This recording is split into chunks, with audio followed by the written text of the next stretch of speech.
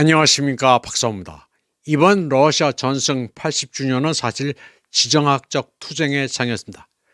나치즘을 네오나치즘으로 부활시킨 서유럽의 글로벌리스트와 키예프를 세계 다수가 거부한다는 상징적인 메시지를 보냈습니다. 러시아, 중국, 브릭스의 다수 국가들, 무슬림 세계, 그리고 아프리카가 하나가 됐습니다. 모스크바에 모인 국가들은 GDP 총량으로 보나 인구, 에너지, 자원의 총량으로 보나 세계의 절대 다수를 차지하고 있습니다. 기이하게도 한국은 이런 모임에 관심이 없습니다. 자다가도 떡이 떨어지는 자리는 절대 가지 않습니다. 한국의 소위 엘리트층은 앵글로색슨에 대한 사대주의가 뇌리 속에 아로 새겨져 있습니다. 그래서 자유민주주의인 러시아에 대고 멸공을 외칩니다.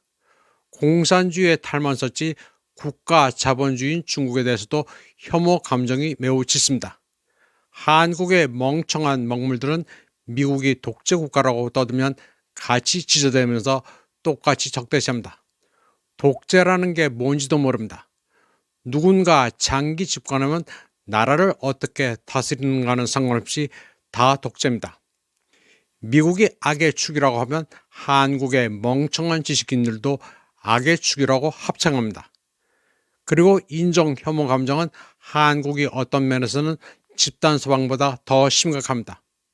그러니 여태껏 네오나치 우크라이나를 일방적으로 응원하면서 우리에게는 아무 해코지도 하지 않았던 러시아를 향해 멸공을 외치며 허튼 짓을 해온 것입니다.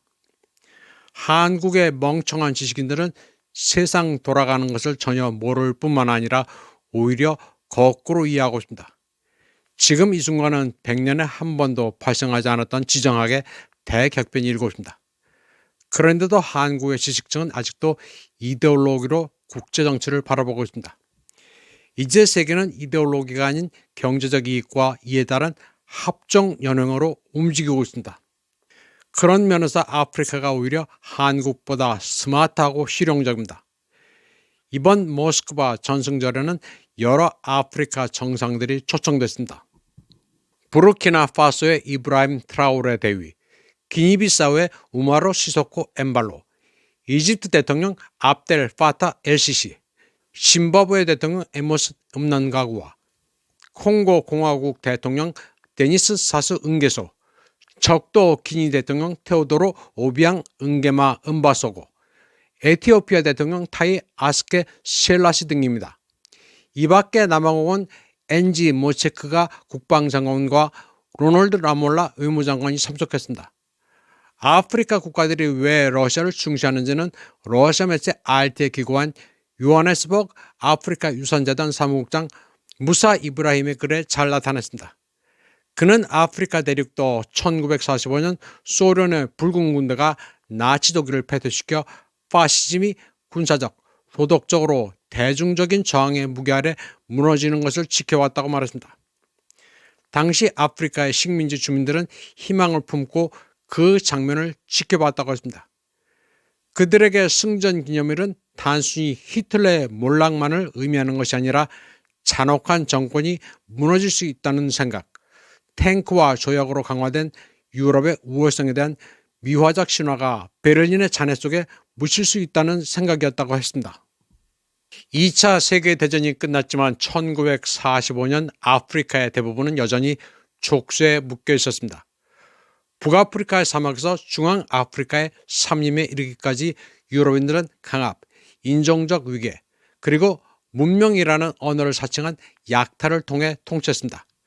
그래서 파시즘이 패배하자 아프리카의 혁명가들은 힘을 합쳤습니다. 나치즘처럼 흉악한 체제를 무너뜨릴 수 있다면 파시즘의 화려한 후예인 영국, 프랑스, 포르투갈, 벨기에 제국 또한 무너뜨릴 수 있을 것이라 믿었습니다. 식민주의와 파시즘은 이념적으로 사천벌 되는 존재들이었지만 종종 같은 재단사를 공유했습니다.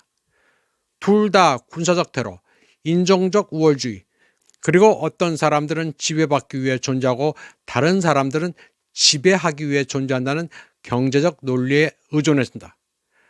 알제리에서 프랑스는 강제노역, 대량 투옥, 그리고 학살을 자행했습니다.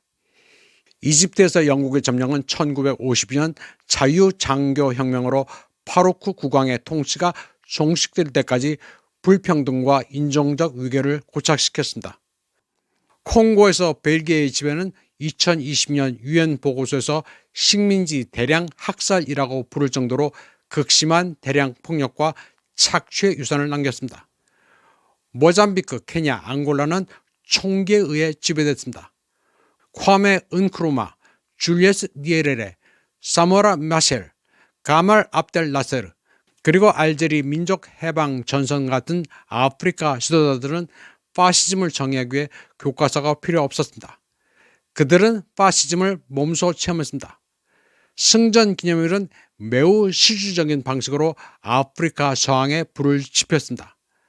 나치의 패배 직후 아프리카 대륙 전역에서 봉기, 시위, 그리고 운동이 폭발적으로 일어났습니다. 1947년 서아프리카 민족사무국이 설립돼 탈식민지화를 추진했고 1952년 가말 압델 나세르가 이끄는 젊은 장교들이 영국이 지배하던 군주제를 전복하면서 이집트에서는 혁명이 폭발했습니다. 1954년 아프리카 민족해방전선은 프랑스에 대항해 전면적인 반란을 일으켰습니다.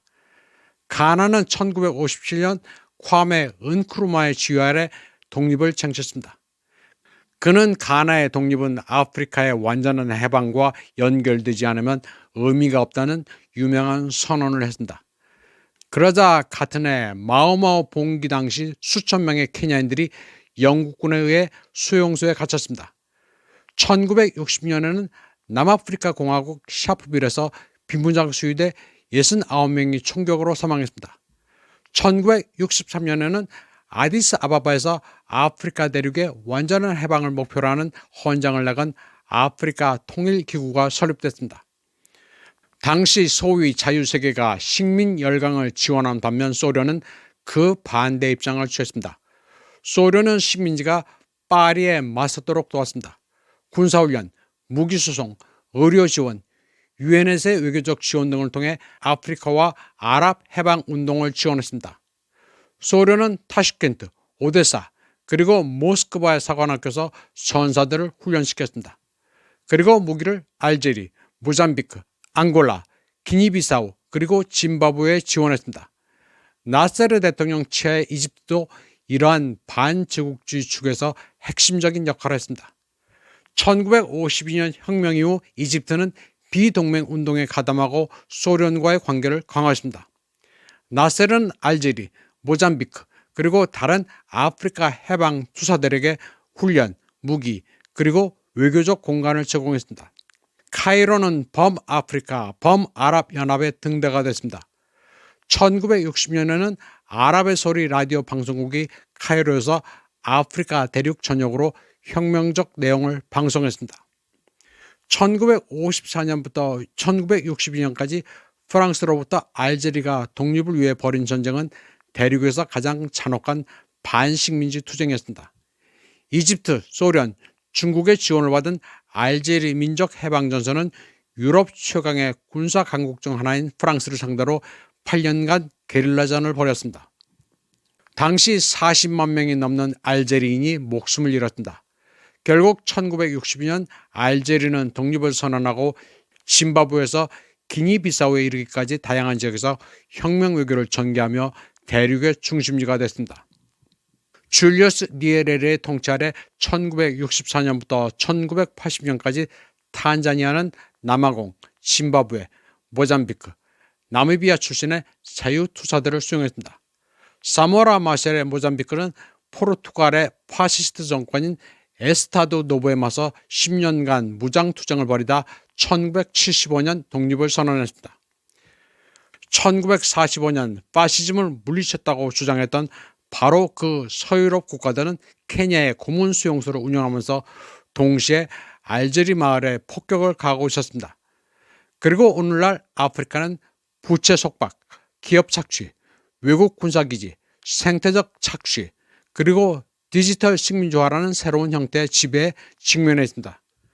식민주의는 채찍을 놓았을지는 몰라도 그들의 그림자는 지워지지 않았습니다. 2024년 현재 20개국 이상의 아프리카 국가들이 프랑스 재무부가 관리하는 식민지 시대 통화인 CFA 프랑을 여전히 사용하고 있습니다. 아프리카 경작지의 40% 이상을 외국 농업 기업이 소유하고 있습니다. 미국과 프랑스의 군사기지는 지부티부터 니제르, 세네갈까지 뻗어 있습니다. 지금 러시아가 아프리카의 진정한 친구로 각광을 받고 있는 이유는 로우전의 나비 효과로 아프리카인들이 1945년에 이어 다시금 자각을 하도록 만들었기 때문입니다. 그동안 아프리카의 자원을 빨아 호사를 누렸던 프랑스 등 유럽 국가들이 급속히 무너지고 있습니다. 이번 방송은 여기까지 하겠습니다. 시청해주신 여러분 감사합니다.